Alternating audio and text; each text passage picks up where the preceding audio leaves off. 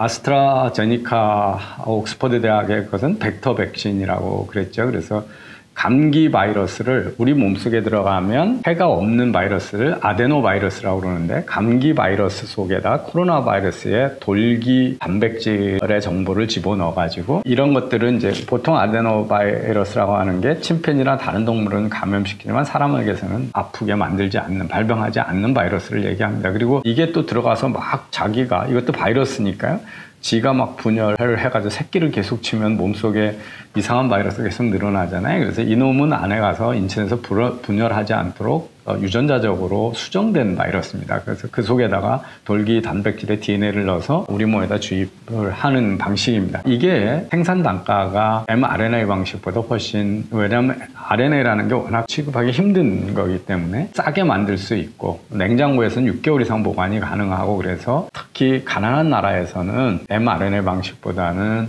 아스트라제니카 방식이 훨씬 싸게 공급될 수 있다. 단 몸에 들어가서 면역 체계를 만드는 기간은 훨씬 길어서 느리게 반응하는 것으로 장단점이 있습니다. 중국은 시노팜이라고 하는 회사가 중국에서 필요한 백신의 60~70% 생산할 정도로 거대한 회사입니다. 그리고 시노박이라고 하는 회사도 있고요. 두 회사가 우리와는 달리 사실은 중국이 백신 개발 능력이나 생산 능력이 되게 많습니다. 왜냐하면 중국이 온갖 병이 많이 생기는 나라잖아요. 그래서 중국이 또 중국 정부에 도움하고 시노팜이 전 세계에서 지금 임상실험을 하고 있고요. 특히 브라질이 환자가 많으니까 브라질에서 와서 실험을 하고 있는 중입니다. 그래서 이건 아주 전통적인 방식으로 그냥 코로나 바이러스를 약하게 죽여가지고 집어넣는 방식입니다. 그냥 그림으로 보면 mRNA 속에다가 그 메신저 RNA에다가 코로나 바이러스의 돌기 단백질을 만들으라고 하는 DNA 코드를 집어넣으면 몸속에 들어가고요. 그래서 mRNA니까 RNA가 몸속에 들어가서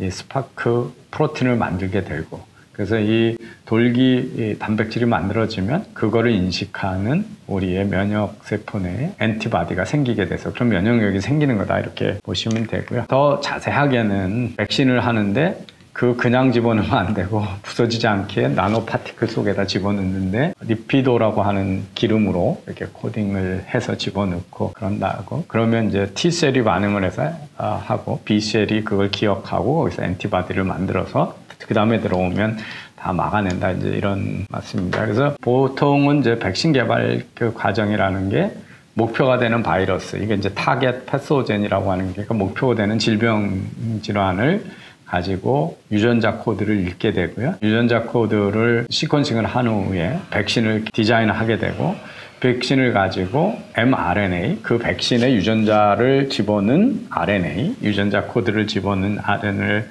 생산해서 순도를 높여서 선별을 해가지고 테스트한 후에 주사약이 만들어지면 그걸 집어넣어서 백신을 하는 겁니다. 이게 뭐 더 자세하게 이제 모데나의 mRNA 방식이 어떻게 접근하는가를 하는 건데, 이거는 뭐 전문가들이 보셔야 되는 자료라서 그렇습니다. 근데 이제 우리가 얼마나 이런 기술이라는 게 하루아침에 되는 건 아니고요. 근데 우리가 여러 기술이 결합이 돼서 큰 혁신이 생겼다는 게, 사실은 이 RNA 방식에 대한 연구는 한 20년 전부터 이루어졌던 거고요. 그게 이제 성숙이 된 거고, 또 DNA 코드를 읽는 기술, 이 시퀀싱하는 DNA 시퀀싱 기술이 어마어마하게 발달해서, 여기 보시면 중국이 이제 공식적으로 2019년 12월 30일에 새로운 폐렴 전염병이 발생한 것 같다라고 하는 게 후베이성의 우한의 보건위원회가 공식적으로 발표를 한 거죠.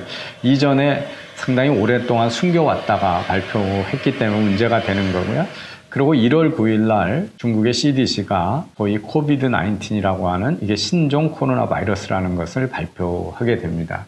그리고 하루 만에 코비드-19의 유전자 코드가 전부 해독이 돼서 질병 유전자 정보 DB가, 글로벌 DB가 두 개가 있는데요. 젠뱅크라고 하는 데하고 글로벌 이니셔티브 온 쉐어링 올 인플루엔자 데이터라고 하는데 등록이 됐고, 이 데이터를 받아서 우리나라에서 바로 진단 키트를 만든 겁니다. 왜냐하면 유전자 코드가 드러났기 때문에 유전자 검사에서 코비드-19에 있는 유전자 코드하고 동일한 유전자가 있는 물질이 우리 몸에 들어와 있으면 감염이 됐다고 보는 거기 때문에 손쉽게 할 수 있었던, 그래서 우리는 저거로부터 한 2주 이내에 우리가 진단 키트가 개발이 됐습니다. 그래서 새로운 바이러스, 우리가 아까 타겟 패소젠이라고 하는 것을 알고 나서 하루 만에, 이틀 만에 유전자 코드가 다 익힐 정도로 우리가 유전자 기술이 발달했기 때문에 그거와 그 다음에 mRNA 방식의 백신 개발 기술이 20년 전부터 시도되었던 게 결합이 돼서 금년에 처음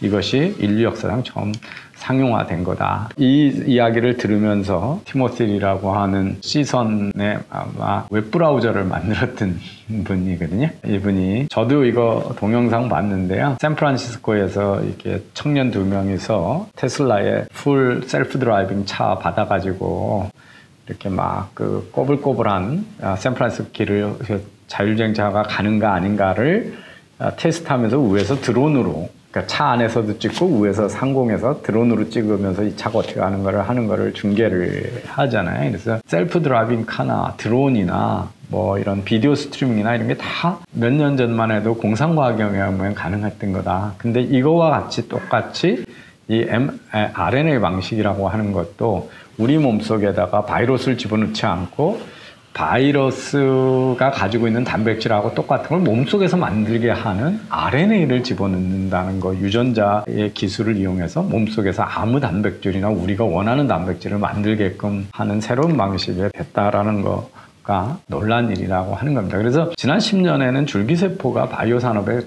중요 하도였는데 사실은 아직까지도 실효성 있는 어플리케이션이 잘 없었습니다. 그런데 이 mRNA 방식은 방금 설명드린 대로 비용, 기간, 효과 면에서 혁신적인 백신 기술이니까 기존의 백신도 이걸로 재개발을 하면 훨씬 효과가 높은 60%가 아니라 95% 이런 거고 개발 기간도 짧을 수 있으니까요. 그리고 지금까지 실패했던 바이러스에 대해서도 혹시 가능성이 있지 않을까 이런 것들의 계획이기 때문에, 그리고 이미 실용성 있는 어플리케이션이라는 게 바로 입증이 됐고, 그래서 어떤 분들은 앞으로 10년의 바이오 산업은 mRNA 기술을 가지고 다 화두로 삼지 않겠느냐, 이게 아주 획기적인 브렉스루 기술이라고 하는 기대들을 하고 있습니다. 이 백신 시장이 커지면 이 생산 회사들을 가지고 있는 기업들도 많이 크겠죠. 근데 우리나라가 셀트리온하고 삼성 바이오로직스라고 하는 바이오 제약을 만드는, 이 백신을 만드는 큰 회사를 많이 가지고 있는 나라들이기 때문에 이들 기업의 수익성도 기대가 된다. 그래서